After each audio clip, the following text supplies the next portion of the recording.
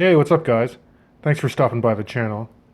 So for this video, we're going to be discussing one of the more unique Citizen Promaster dive watches.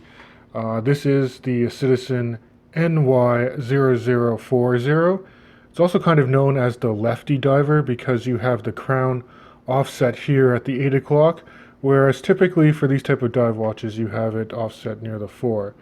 So it does make operating the movement a little different if you're right-handed like me, but at the same time, this crown is also tucked away on the other side of the case, so that way when you wear it on your wrist, you're not going to kind of feel the crown dig back into your wrist if you flex your arm. So that's pretty cool.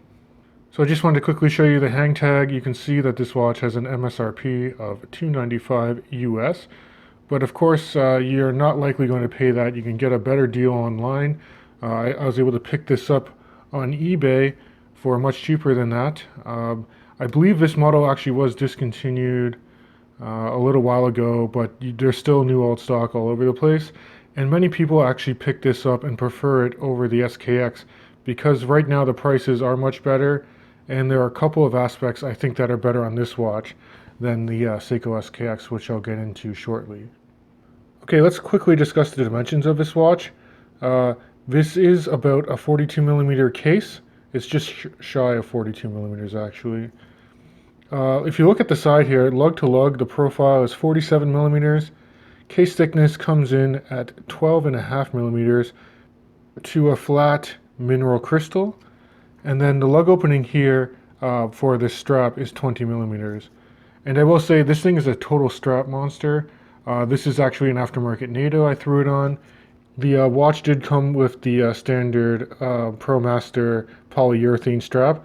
You can see it has the no decompression limits actually printed on this strap for saturation diving. And overall, the strap, it's quite supple, this rubber actually, and there's a lot of adjustment holes here. So it is easy to wear on the wrist or over a diver suit. So you can get this model in multiple colorways. This is the classic matte black dial. And I think the first advantage you have over the SKX of this watch is really nicely applied indices. You can see that the hour markers are loomed filled applied indices with silver surrounds on them. And it contrasts well to the matte black dial. It's extremely legible. As is the diver's handset. You have a really nice broad arrow minute hand. Kind of a short arrow hour hand, and then you got the counterpoint lollipop there on the second hand as well. Similar to the Seiko SKX, you have a day and date complication at the 3 o'clock position. You have Citizen's automatic written close to the 12, and then closer to 6 it says divers water resistant 200 meters. Now because it does say divers 200 meters, this is an ISO certified diver.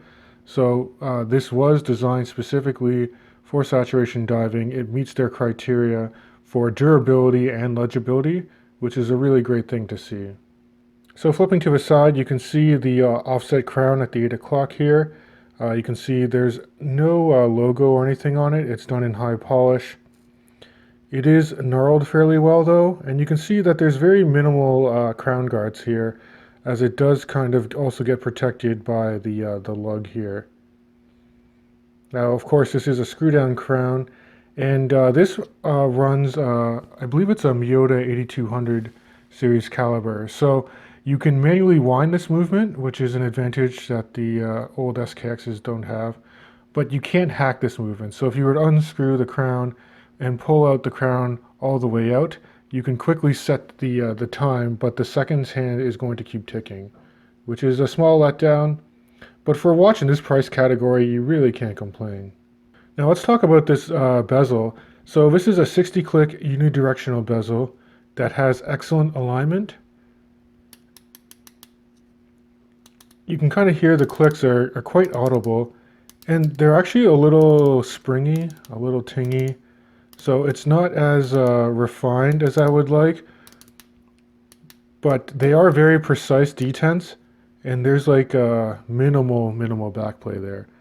So again, I think a lot of people do prefer having great alignment on these Citizen Promaster models, compared to many of the Seiko Prospex divers out there. I do also really appreciate how they did the texture on the bezel. It's very easy to grip this bezel. You can see it transitions. You have this like deeply engraved sawtooth pattern between these nicely sloped out polished bits here. And again, the bezel itself is fully indexed and it's very legible as well. So the legibility on this watch is really, really good for the price. Now flipping to the side, you can see that the flanks of the case here are done in high polish. And then at the tops, you do have just differential brushing here. Flipping it over, you can see that the case back is screwed in, and I'll get this NATO strap out of the way so you can actually see what's printed on there.